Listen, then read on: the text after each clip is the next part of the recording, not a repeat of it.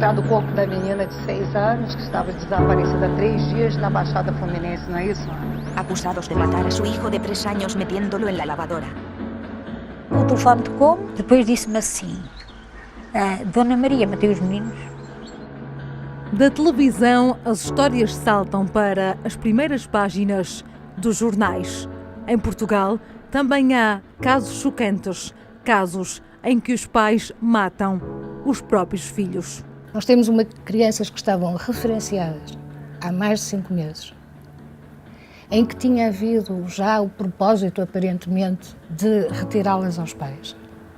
Estas crianças foram mortas. Eu pergunto-me se estas crianças foram mortas só pela mãe.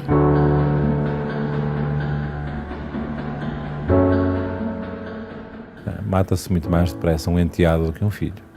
Mata-se muito mais depressa um genro do que um filho. Porque é que a vida, em certos momentos, tende para a morte? O que é que há aí? O que é que pode levar alguém que gerou um ser a matá-lo logo a seguir? Os tiros atingiram o pescoço do jovem. Tobias Ram completaria 25 anos uma semana depois. Quem que você matou? Meus filhos. Quem? Meus filhos. Em Portugal, a poucos dias do fim do último ano, a notícia que chocou o país vinha de Preces, em Alenquer. Kelly, uma jovem mãe de 32 anos, terá trancado as portas, deitado fogo à casa e condenado os 2 filhos à morte. Horas antes de fugir, ligou à sogra a confessar o duplo homicídio. Abalei logo por aí abaixo aos ais. Fechei a porta e abalei, lembrou-me do senhor que tivesse a chave e a gente, porque eu não sabia, matou-me os meninos, mas eu não sabia onde é que as crianças estavam ou como tinha matado. Eu até pensava que aquilo nem fosse assim. Eu nem sei o que é que eu pensei. Eu entrei em pânico. E entretanto chegou a guarda, mas a guarda foi, depois também não pôde fazer nada porque havia fogo, isto tinha que vir os bombeiros. Depois chegou os bombeiros e já, depois era logo, sei lá, os carros que não era lá do INEM, para ali assim, tudo a ver se reanimavam as crianças, mas já não conseguiram. Ela fechou a porta do quarto à chave e fechou a porta da cozinha também à chave.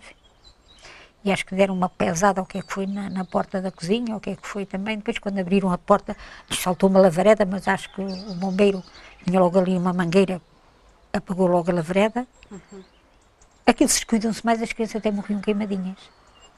Aqueles descuidam-se, as crianças até morriam todas queimadinhas, mas aquilo era aquele fumo negro, as crianças ficaram logo coitinhas sufocadas. Foi quando eu entrei em choque, logo por aí abaixo. Isto é um sonho, isto eu nem sei perceber, olha, não sei perceber o que é que se passou naquela cabeça, não sei perceber, nem tem explicação. Só de sei dizer, faz conta que me mataram 2 filhos meus, porque eu adorava aqueles meninos como se fossem 2 filhos meus. Aí tinha mais paciência para eles do que tinha para os meus filhos quando eram pequenos.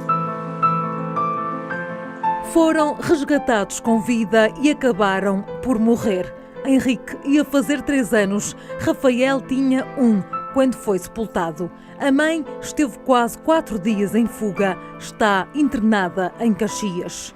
O que pode levar uma mãe a matar um filho? É possível prevenir estes crimes? Nós estamos a falhar muitas vezes, demasiadas vezes, em proteger aqueles que não têm, efetivamente, meios, forma de se proteger. As crianças são frequentemente um joguete nas mãos dos pais, não é? E nomeadamente, não apenas, mas nomeadamente quando os pais entram num processo de separação, divórcio. Não é? Isso é muito frequente acontecer. E, portanto, evidentemente, quando isso acontece, em última análise, poderá acontecer também o homicídio de uma dessas crianças. Estou-me a lembrar de uma situação em que o pai matou um filho, aliás, penso que até era uma filha, na sequência de uma conflitualidade intensa com a ex-mulher, em que estava com a filha e foi acometido de uma reação extremamente violenta. Dei, durante 2, 3 dias, uma vista de olhos pela jurisprudência, pelas decisões sobre casos de infanticídio dos últimos anos em Portugal, E são todos chocantes. Há quase uma dimensão apocalíptica. Se olhar à sua volta, tem um enorme sucesso das revistas cor-de-rosa, dos programas de televisão, em que vai bisbilhotar a vida dos famosos. E adora bisbilhotar. Se pudesse, se calhar ia para o buraco da fechadura ver tudo o que essas pessoas faziam. Mas depois, se ouvir uma criança a chorar, se tiver a percepção de que ela pode estar a ser maltratada ou espancada, e isso está a acontecer 1, 2, 3 vezes, como é que faz? Isto não é nada comigo. Mais hipócrita do que isto é difícil. Mas pior do que isso, mais cruel do que isto é quase impossível.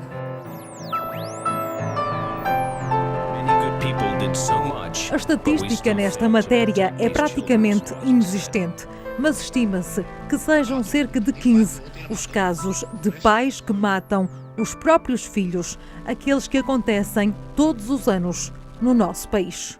Os corpos foram encontrados perto dali. A faca foi jogada no banheiro que fica do lado de fora da casa. 5, 4, 3, 2, 1, fuzilada! Filicídio, o crime de pais que matam os filhos, como o caso de Alenquer. Algumas histórias ficam-se pela tentativa. Nas primeiras horas deste novo ano, enquanto muitos abriam garrafas de champanhe, uma mulher com 2 filhos nos braços esteve a escassos segundos de se atirar do tabuleiro mais alto da ponte Luís I, no Porto. Imigrante oriundo de Bangladesh, 26 anos. Nos braços, um filho de 1 ano e outro de apenas 1 mês. Terá percorrido a ponte em segundos, transposto o gradeamento com o intuito de se lançar ao Rio Douro. Foi um vigilante da Prosegur que saiu em socorro dos 3 e evitou o pior. Contactado, prefere não voltar a falar do assunto. Para a sociedade, ouvir notícias deste género pode provocar uma reação tão violenta quanto as histórias. Existe em todos nós uma quase adesão à pena de morte. Isto pode parecer muito violento o que eu estou a dizer, mas provavelmente, se tiver notícia de uma mãe que se suicidou juntamente com os filhos, a sua reação é: aquela pessoa devia estar tão desesperada para fazer isto. Tem uma reação completamente diferente se a mesma mãe assassinar os filhos e continuar viva. Aliás, também por alguma razão, estas pessoas nas cadeias são maltratadas pelos próprios reclusos. Há aqui uma sensação de contra-natura de tal modo violenta que ultrapassa a nossa compreensão. Claro que é um crime com um peso terrível e um crime que, em termos sociais, também é um crime que é visto como, por variadíssimas razões, como um crime chocante. Mas as crianças com mais de 1 ano de idade, em princípio, ninguém as mães ou os pais não as matam. E a verdade é que os próprios pais, quando matam as crianças, frequentemente têm patologia psiquiátrica grave, ou psicótica, ou ao nível da perturbação da personalidade. Só para lhe dar uma ideia, a mãe pode, por exemplo, imaginar que está gravemente doente, pode não estar, mas pode imaginar que está gravemente doente, que as crianças estão também elas próprias gravemente doentes, que vão sofrer imenso em consequência dessa grave doença, e em consequência disso a mãe pode, por exemplo, perspectivar, premeditar, programar, matar as crianças, portanto, neste caso cometer um filicídio e a seguir suicidar-se, que aliás o filicídio das mães e dos pais também, mas o filicídio é seguido com uma frequência bem razoável, bem significativa, é seguido frequentemente também de suicídio. No caso do Porto, a tentativa de suicídio falhou. Em Alenquer não terá existido. Recuando na história, na tentativa de perceber o porquê do duplo homicídio, perguntamos quem eram Kelly e o marido Cláudio. Quem era esta família? O meu filho conheceu-a numa discoteca. E sei que depois conheceram-se, né? Foram viver juntos. E ela até mostrava ser boa rapariga, não sei. Mas depois peço que houve ali uma modificação. Ela que gostava de ter dinheiro em casa, mas já sabe, era só ele a trabalhar, né? Era só ele a trabalhar, só se ele fosse a roubar. Ela sonhava que ele não vinha assim dinheiro ou isto ou aquilo. Havia logo, era ele que eu tinha, andava logo aflito, porque depois era logo tampas a baterem lá em casa e em panelas. Mas uma vez ouvi da boca dela ela dizer-me que também devias-me dar de eu estar a cuidar no Henrique, dinheiro dela estar a cuidar no menino, que era o Henrique ainda, era o Henrique. Eu calei-me, não dei resposta, mas pensei assim, então, estar a cuidar no Henrique, então já sabe que uma mãe não é preciso agora o marido dar-lhe dinheiro para ela estar a cuidar no filho. E ela dizia que o filho que era só dela porque ela tinha tido as dores para o ter, que o pai faz conta que não era pai. A querer dizer que só ela é que era mãe que tinha tido as dores, que ela tinha direito ao filho. Mas depois peço que houve ali uma modificação, que a gente até levava para lá que ela tivesse uma depressão de parto, ou, não sei a perceber, pronto.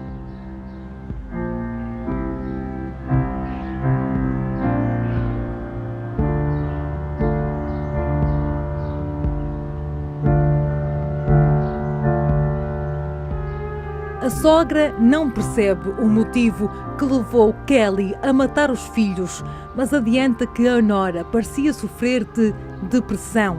Em termos científicos, dentro do âmbito do filicídio, existe o infanticídio, um crime que remete apenas para os casos em que a mãe age por estar perturbada com o parto. A mãe, evidentemente, tem uma responsabilidade frequente no filicídio, mas é preciso dividirmos o filicídio em duas componentes, que são o infanticídio e o filicídio propriamente dito. E mesmo o infanticídio, entre nós, em Portugal, é diferente, a consideração do homicídio é diferente daquilo que é, por exemplo, nos Estados Unidos ou em Inglaterra. Entre nós, infanticídio é um homicídio perpetrado pela mãe durante ou logo após o parto, e ainda sob a sua influência. É um crime que se encontra previsto na secção dos crimes contra a vida do Código Penal e que é, mais concretamente no artigo 136, a mãe que matar o filho durante ou logo após o parto e estando ainda sob a sua influência perturbadora é punida. Por um lado, o agente é a mãe e por outro tem que ser cometido durante ou após o parto e sob a sua influência perturbadora. O dar vida, o ser capaz de dar vida a outro ser, não significa, no mais profundo de nós, mas já significou lá para trás, um poder de morte. Era muito comum o assassinato de bebés no momento do parto, imediatamente a seguir ao parto. E isso era sabido, era conhecido e demorou alguns séculos até serem tomadas medidas legislativas, medidas ao nível do direito, que pudessem tentar travar ou remediar essa situação. Se eu lhe ler uma frase de um autor do século XVIII que dizia: assim se salvará a vida de uma multidão de crianças, se tirará a ocasião dos abortos e infanticídios, e se procurarão vassalos para o Estado, e se evitará à mulher que teve uma fraqueza a desgraça de ficar desonrada, tornando-se mais circunspecta para não cometer segunda.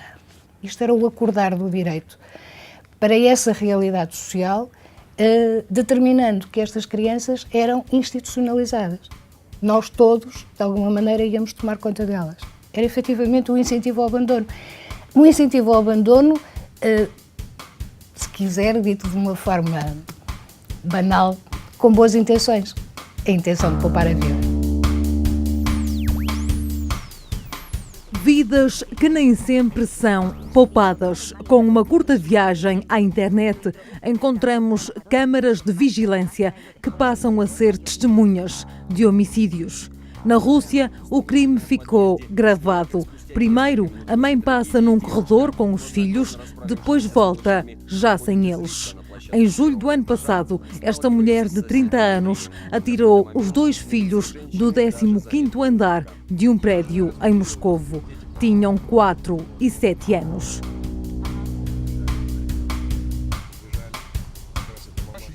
Da Rússia As notícias seguem para os Estados Unidos da América.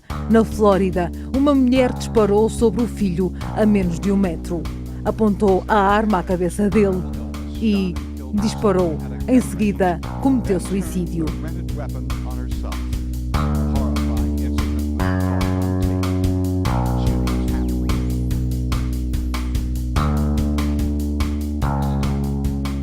Ainda em solo norte-americano, a equipa médica de um hospital suspeitava que um bebê sofria de maus tratos. Colocou uma câmara a vigiar e apanhou a mãe a tentar sufocá-lo com as próprias mãos. O vídeo mostra que a mãe lhe tapa a boca por mais de 1 minuto e 14 segundos. Ao início, o bebê ainda luta e depois fica imóvel. Os médicos conseguiram chegar a tempo de o salvar.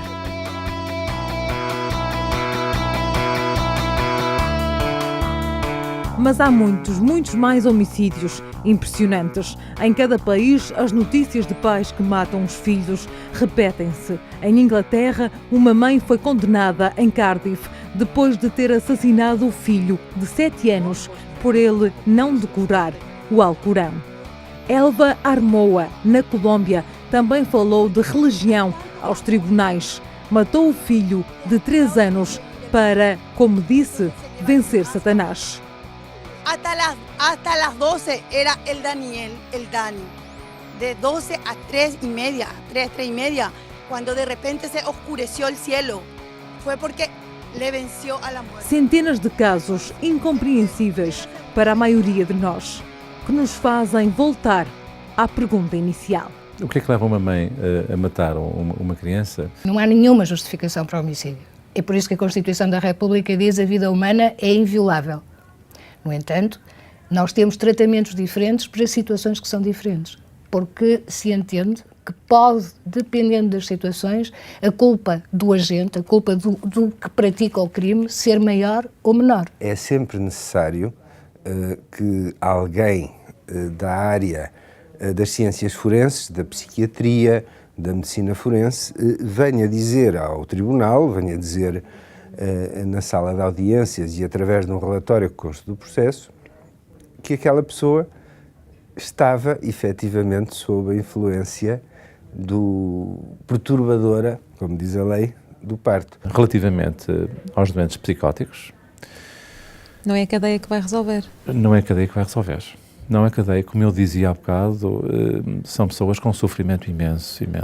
Para uma mãe que sofre de uma doença major, que está psicótica, não há pior coisa do que, passado 1 mês ou 2 estar tratada, perceber que ela estava doente, que estava gravemente doente e que quando estava gravemente doente matou os filhos. Isto é uma coisa absolutamente horrível. Aliás, isto é algo que a mitologia grega já falava a propósito do Hércules, não é? Quando o Hércules matou os 6 filhos.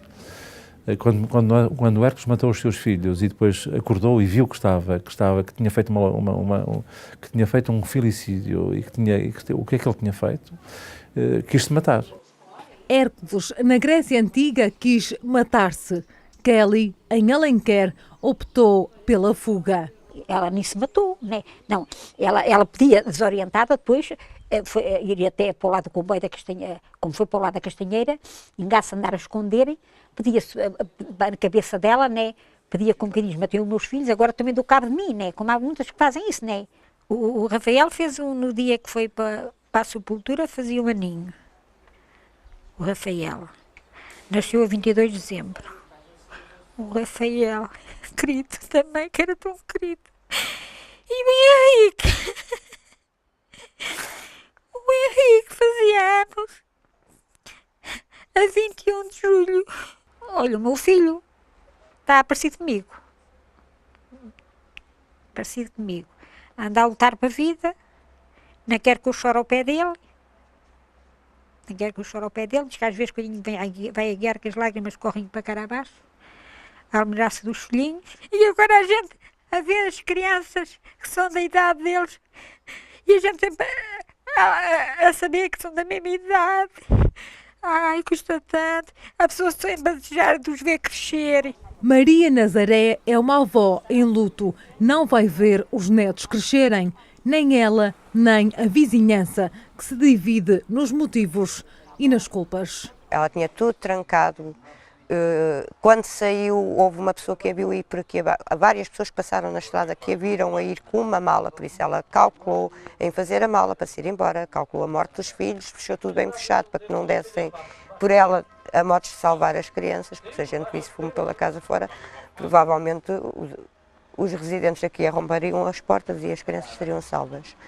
Por isso ela foi mesmo muito calculista, muito fria. E parece que era uma pessoa que estava com a cabeça desorientada, o rosto dela mostrava isso. Agora, podia não estar, né? Podia haver algum problema naquela altura com o marido e ela estar transtornada. Nem o café, nem a rua, nunca a vimos fora do portão. Era uma pessoa que estava sempre isolada dentro de casa, mais os filhos. Ela queria ir para o Brasil, queria dinheiro para se ir embora.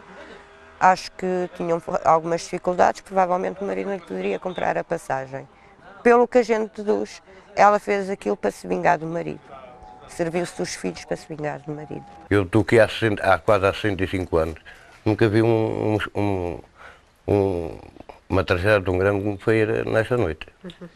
Foi uma loucura. Isso faz quando era a guerra no Iraque. Uma guerra com múltiplas vítimas. Os especialistas analisam a história na tentativa de compreender o que terá levado Kelly a matar. Sem o conhecer, mas apenas aquilo que vinha no jornal, em que de uma problemática arrastada, de uma pessoa que de facto tinha uma personalidade muito problemática, ou pelo menos aparentava ter uma personalidade problemática, relativamente isolada, e as felicidas frequentemente têm algum isolamento social relativamente às outras pessoas, relativamente isolada, com disputas com outros membros da família, nomeadamente ela tinha, por exemplo, tanto quanto vinha no jornal, tinha uma disputa com a sogra, que era uma disputa intensa, que, enfim, que tinha ameaçado, inclusive, qualquer dia matava os filhos. Choca-me muito mais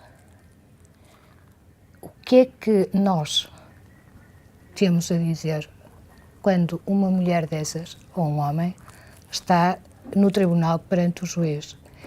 Pode haver situações em que seja justo afirmar que nós também estamos a ser julgados. Qual é a nossa responsabilidade nisto? Nós estamos imaculados nisto todo? Talvez não. Ainda é difícil agir, ainda há anticorpos para agir, ainda há uma espécie de preconceito a favor da biologia que pode ser muito exagerado e que leve a que nós não tomemos tão a sério, se quiser, ou com a gravidade que devem ter estas coisas e a seriedade que devem ter estas coisas, a dimensão do risco em que algumas crianças estão. Não basta ser mãe ou pai. Não se pode dizer, nós temos de deixar estar porque ela é que é a mãe, ou ele é que é o pai, ou aquela é que é a família biológica, porque o ser a família biológica não é uma garantia absoluta de que as coisas corram bem, de que as pessoas tenham as competências, os meios, a vontade ou até a saúde para poder tomar conta dessas crianças. E se não for assim, a responsabilidade há de ser nossa, são as nossas crianças.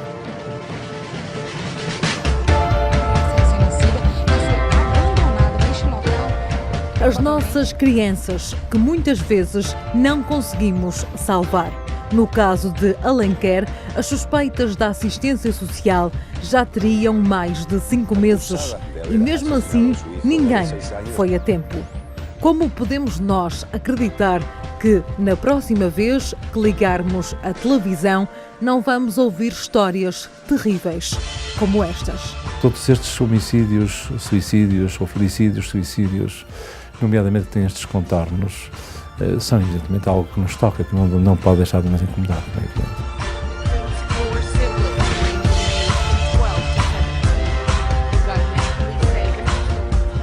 É verdade que as situações como as da Alenquer e outras situações horríveis vão continuar a existir. Mas é verdade que há muita gente implicada, há muita gente com vontade e com competência, porque também é preciso, não é só voluntarismo, mas é preciso que tomemos cada vez mais consciência desse património comum.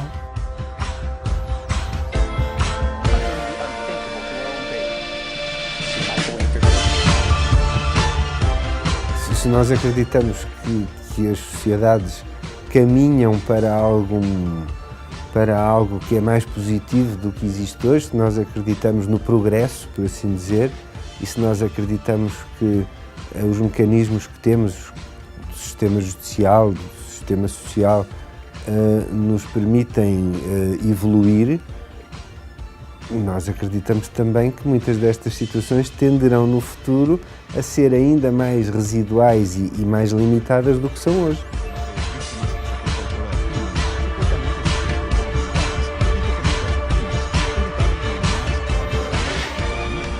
No limite, sendo necessário, atuo, denuncio, falo com a Comissão de Proteção, falo com o Ministério Público, falo com as entidades policiais, que estão cada vez mais despertas e mais atentas e fazem muito e excelente trabalho nesta área. Mas é preciso nós não estarmos ou distraídos ou deliberadamente olhar para o lado, porque não é nada connosco, é da esfera da vida privada.